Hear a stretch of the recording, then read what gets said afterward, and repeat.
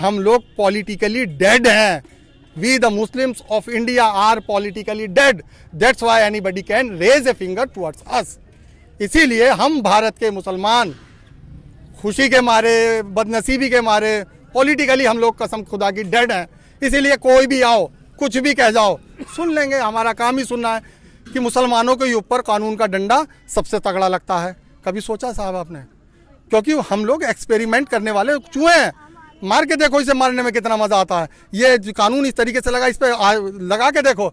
CA/NRC के अंदर खुलेआम कैमरे पे गोली चलती है, उसे तीसरे दिन आप छोड़ देते हैं। शाहरुख ने गोली चलाई, उसके मारे एक भी कैजुअलिटी नहीं हुई। शाहरुख ने गोली चलाई, एक भी कैजुअलिटी नहीं हुई। आज कोर्ट कहाँ सो रही है, उसको क्यों नहीं छोड़ रही? उसकी माँ की तबीयत खराब है। कि असदुद्दीन ओवैसी साहब के मारे जो जुम्मन मुसलमान हैं, उनकी भी कीमत बढ़ रही है साहब।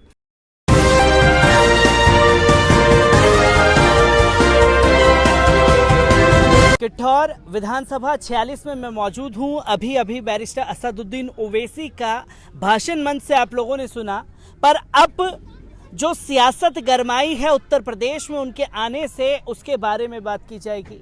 और मैं बात करूंगा ओम प्रकाश राजभर की, जिन्होंने फोटो तो खिंचवाई बैरिस्टर असदुद्दीन ओवैसी के साथ में और बातें की तो भारतीय जनता पार्टी के साथ में, और हाथ मिलाया तो सपा के साथ में।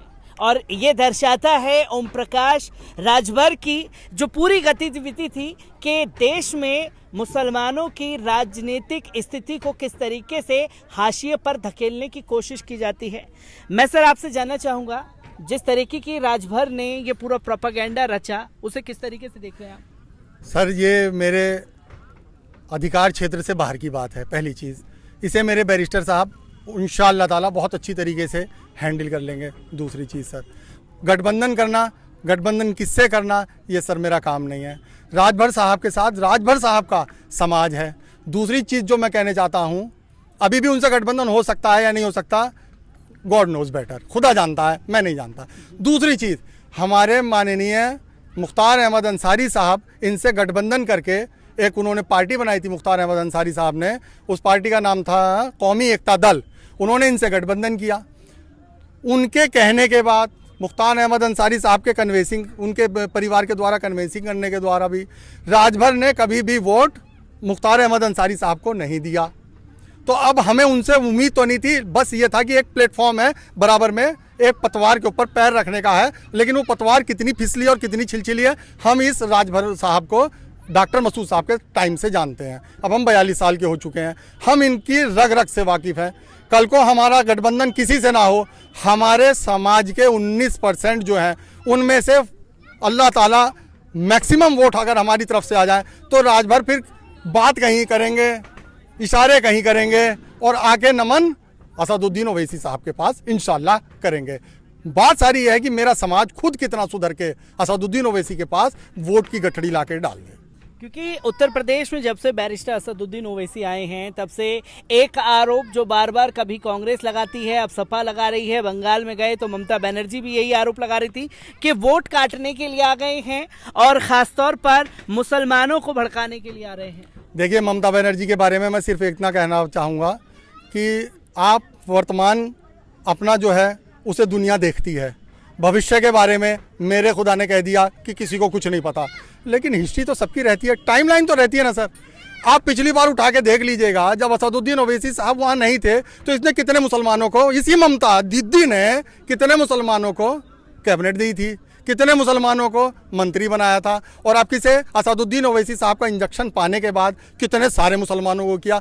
तो मैं इसे तो यूँ कहना चाहता हूँ कि असदुद्दीन ओवैसी साहब के मारे जो जुम्मन मुसलमान हैं, उनकी भी कीमत बढ़ रही है साहब। मैं तो सिर्फ इतना कहना चाहता हूँ। क्योंकि मुस्लिम हिस्सेदारी की उत्तर प्रदेश में लगातार बात चल रही है, और मुस्लिम हिस्सेदारी की जब बात छिड़ी तो सपा के कद्दावर नेता कहते हैं जिन्हें मुस्लिम हिस्सेदारी चाहिए वो पाकिस्तान चले जाएं। ये भारत देश है और भारत देश में मुसलमानों का नेता हिंदू था, हिंदू ही रहेगा। नहीं, मुसलमानों का नेता हिंदू था, हिंदू ही रहेगा, हमें कोई दिक्कत नहीं। अगर वो हमारे ऊपर जो है पूरा हमारा हिस्सा दे देता, हमें आज तक कोई दिक्कत ही नहीं थी। जब हमें हमारा हिस्सा नहीं मिला तभी तो दिक्कत हो रही है। भाई, मुसलमान का गरीब भाई का इनकाउंटर हो जाए, जरा गौर फरमाइएगा साहब, एक मुसलमान का इनकाउंटर हो जाए, आप उसे रोने भी जोर से नहीं दे रहे। क्या ये अरब है? ये तो खूबसूरत भारत है, उसे रोने तो ढंग से दो। और आप एक उसको देखिए, जो भी जुडिशियल कस्टडी के अंदर किलिंग होती है तो मैन इन यूनिफॉर्म, वो आदमी जो कि यूनिफॉर्म पहने हुए है, जिसके पास भी हथियार हो, चाहे वो उसमें हो, यूनिफॉर्म में हो या सादे में हो, जो यूनिफॉर्म में होता है उसके अंदर थोड़ा सा एक वो होता है। अभी सारे डीजीपी वगैरह रिटायरमेंट होने के बाद, सारे जजेस रिटायरमेंट होने के बाद ऐसा क्यों कहते हैं कि मुसलमानों के ऊपर कानून का डंडा सबसे तगड़ा लगता है? कभी सोचा साहब आपने? क्योंकि हम लोग एक्सपेरिमेंट करने वाले चूहे हैं। मार के देखो, इसे मारने में कितना मजा आता है। ये कानून इस तरीके से लगा, इस पर लगा के देखो, CANRC के अंदर खुलेआम कैमरे पे गोली चलती है, उसे तीसरे दिन आप छोड़ देते हैं। शाहरुख ने गोली चलाई, उसके मारे एक भी कैजुअलिटी नहीं हुई। शाहरुख ने गोली चलाई, एक भी कैजुअलिटी नहीं हुई। आज कोर्ट कहाँ सो रही है, उसको क्यों नहीं छोड़ रही? उसकी माँ की तबीयत खराब है, भाई फांसी पे लटका दो ना उसको फिर। क्योंकि लगातार जो है, जो हाशिए पर धकेलने की कोशिश की जा रही है तमाम राजनीतिक पार्टियों द्वारा, भारत के मुसलमानों की स्थिति, वोट तो सब लेना चाहते हैं, और जब हक और हुकूक की बात आती है तो मंचों से बैरिस्टर असदुद्दीन ओवैसी बोलें, पार्लियामेंट में खड़े होकर के बैरिस्टर असदुद्दीन ओवैसी बोलें, तब ये राजनीतिक पार्टियां क्यों खामोश हो जाती हैं? और अब किस हक से ये कहते हुए नजर आ रही हैं कि सपा भी कह रही है कि मुस्लिम वोट बैंक हमारा है, बसपा भी कह रही है मुसलमान हमको छोड़ के जाने वाला नहीं है, कांग्रेस भी यही दावा कर रही है। तो किस तरीके से देखते हैं जो राजनीतिक हाशिए पर मुसलमानों को धकेला जा रहा है? साहब, मैं तो एक बहुत छोटा सा मुसलमान हूँ, अदना सा मुसलमान हूँ, सबसे कमज़ोर पाए पे खड़ा हुआ एक मुसलमान हूँ। मैं ये कहना चाहता हूँ कि जो इस प्रदेश के अंदर अपने आप को बहुत बड़े धरती पुत्र कहते थे, बहुत बड़े बाहुबली कहते थे, और इस अखिलेश के बारे में मैं ये कहना चाहता हूँ कि उसे तो तुम्हारा वोट ही नहीं चाहिए। वो तो कह ही नहीं रहा कि मुझे तुम्हारा वोट चाहिए। वो कौन से मंच पे से जाके कह रहा कि मुझे मुसलमान का वोट दे दो? और थोड़ा सा मैं भटक जा रहा हूँ।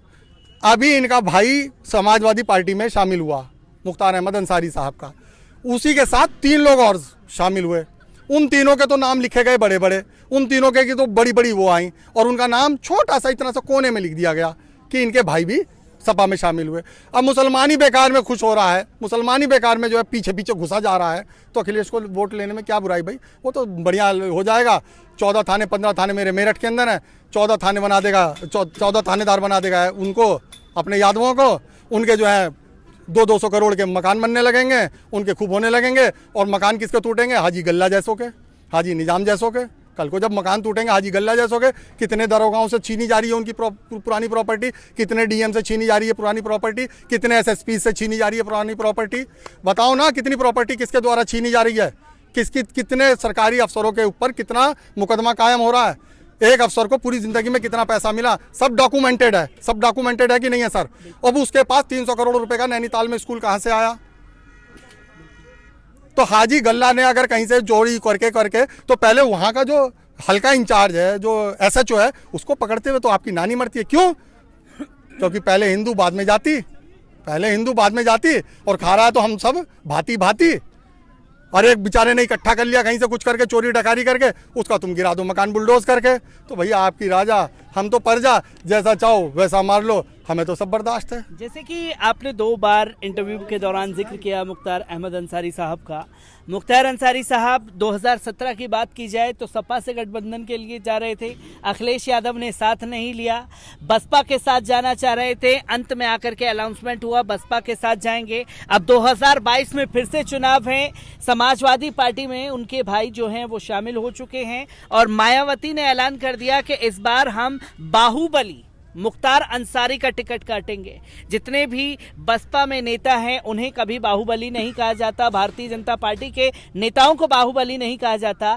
अतीक अहमद का नाम आ जाए तो बाहुबली, मुख्तार अंसारी का नाम आ जाए तो बाहुबली, ऐसा क्यों? देखिए, इसको आप दोनों तरीके से ले सकते हैं। आप इसे एक प्राउड की तरह भी ले सकते हैं, और आप इसे एक डेरोगेटरी टर्म की तरह भी ले सकते हैं। प्राउड इसलिए कह सकते हैं कि जी राष्ट्रपति आपका, प्रधानमंत्री आपका, डीएम आपका, एसडीएम आपका है जी, थानेदार आपका, एसएसपी आपका, बाहुबली मेरे में से। शर्मानी चाहिए आपके कानून के रखवालों को। दूसरी चीज, बेचारे वो तो छोटी छोटी चीजें गरीब 504 506 में अहमदाबाद के अंदर कर रहे हैं, जिनका बेटा सरेआम ऑन उसमें क्या कहते हैं वीडियो चढ़ा रहा है, उसके बाप से आज तक आप इस्तीफा नहीं ले पा रहे साहब। तो हम लोग तो कमज़ोर हैं, हम लोगों को तो आप बाहुबली कह लो या निर्बली कह लो, जो आपकी मर्जी हो साहब जी वो कह लो, क्योंकि हम लोग पॉलिटिकली डेड हैं। We the Muslims of India are politically dead. That's why anybody can raise a finger towards us. इसीलिए हम भारत के मुसलमान खुशी के मारे, बदनसीबी के मारे, पॉलिटिकली हम लोग कसम खुदा की डेड हैं। इसीलिए कोई भी आओ, कुछ भी कह जाओ, सुन लेंगे, हमारा काम ही सुनना है। लेकिन जिस दिन हमारे अंदर थोड़ी सी जान पड़ जाएगी, उस दिन हम देखेंगे कौन माइका लाल हमें बाहुबली कहेगा और कौन हमें क्या कहेगा।